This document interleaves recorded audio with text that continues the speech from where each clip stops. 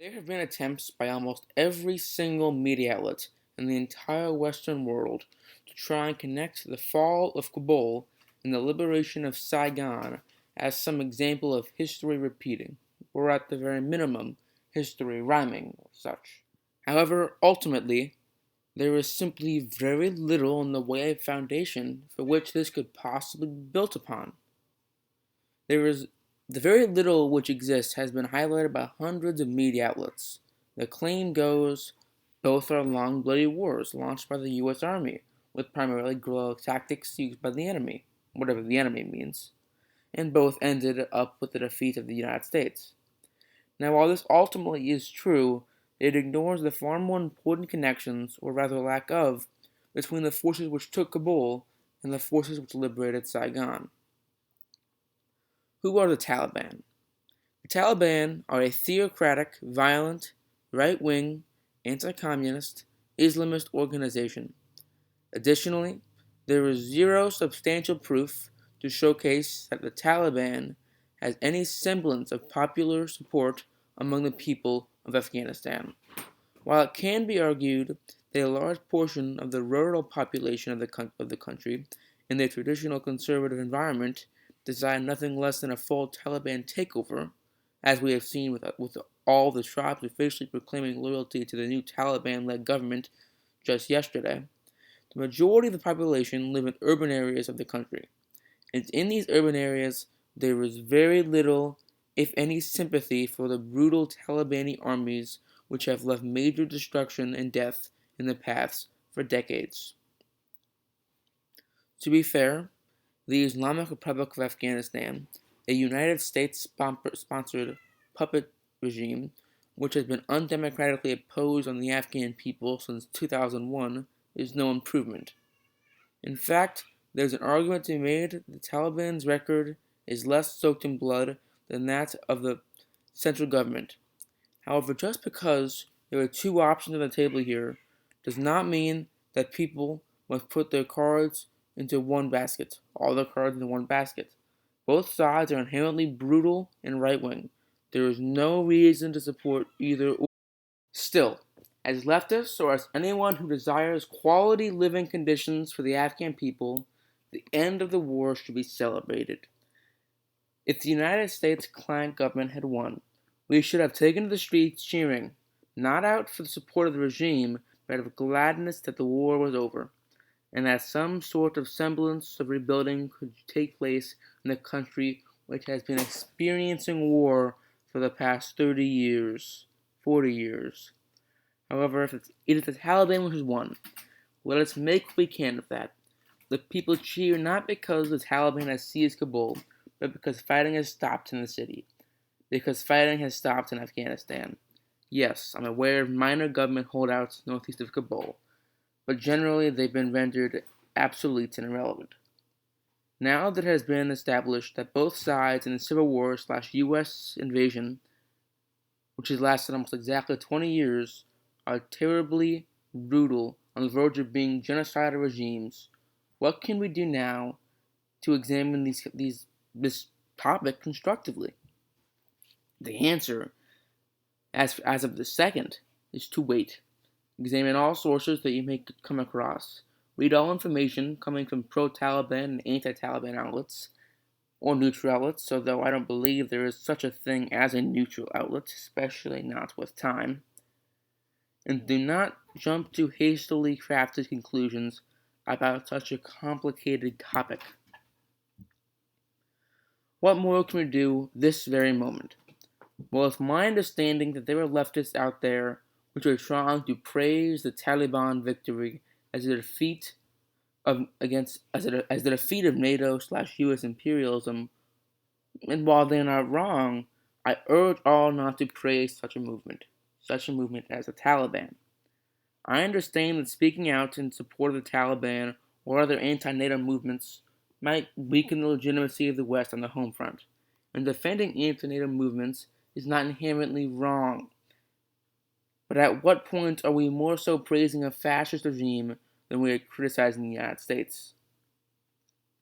Make no mistakes, the United States is the enemy of the Afghan people and is the head of the imperial core. However, to be frank with everyone, if I had to choose between supporting the Taliban and supporting neither, the answer is clear. I hope it's clear to you as well. Forming a counterbalance to U.S. imperialism doesn't require supporting fascist regimes such as the Taliban and other hyper-Islamist groups such as Iran, ISIS, or else. It requires a level-headed observation and conclusion of all sides involved. If you want to attack the U.S., you must attack the U.S., not praise its enemies blindly. The CIA stated from 1975 to 1977 that there was a genocide being launched by Pol Pot against the Cambodian people, and they weren't lying.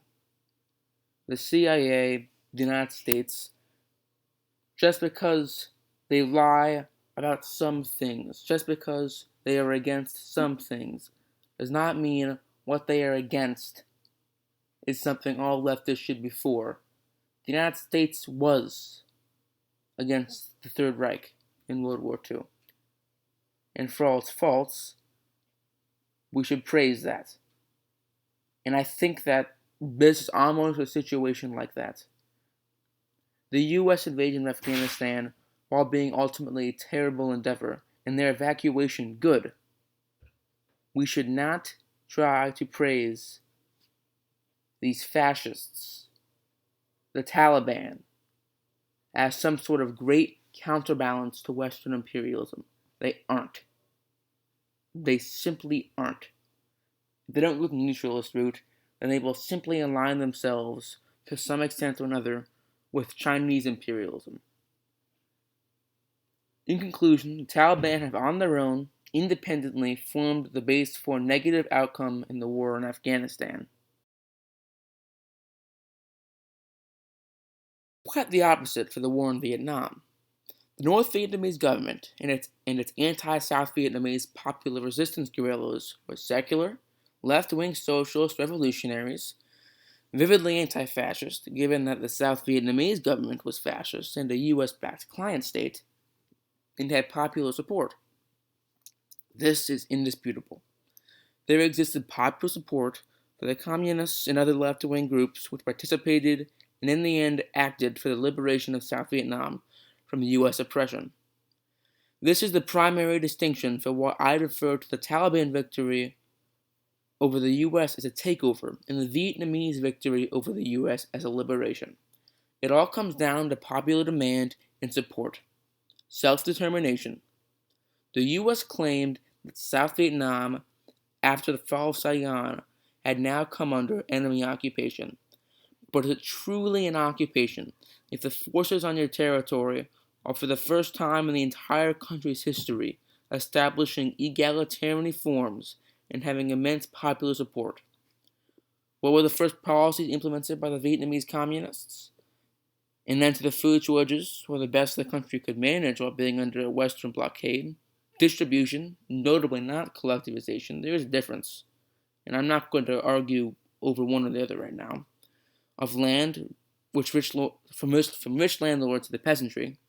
Admittedly, there was violence in certain aspects of this, but not in the South after 1975, but instead in the late 50s and early 60s in the North, where certain communist cadres, notably those deemed loyal to the PRC, were executed, an event which all leftists should universally not support.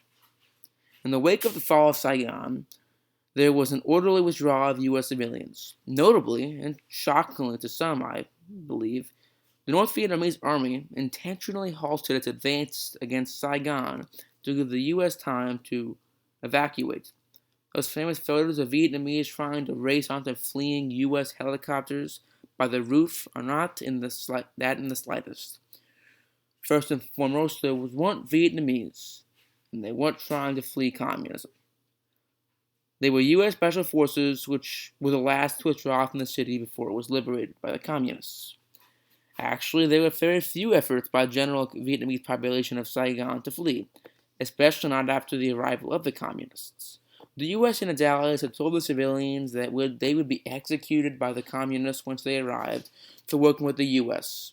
However, that is not at all what happened. To the shock of the South Vietnamese people, who were unsure of what the new regime under communism would bring. It was not even remotely what the South Vietnamese government, on its final straws, tried to describe it as. Meanwhile, in Afghanistan, as the Taliban took control, hundreds, if not thousands, of Afghanis have fled to the U.S. Embassy and other controlled airports, hoping to flee the country with whatever they can. Now, I hope this quick rundown has helped dispel this growing myth that there is somehow a connection between the fall of Kabul and the fall of Saigon. I hope this doesn't become the prevailing narrative of history for the next decades to come.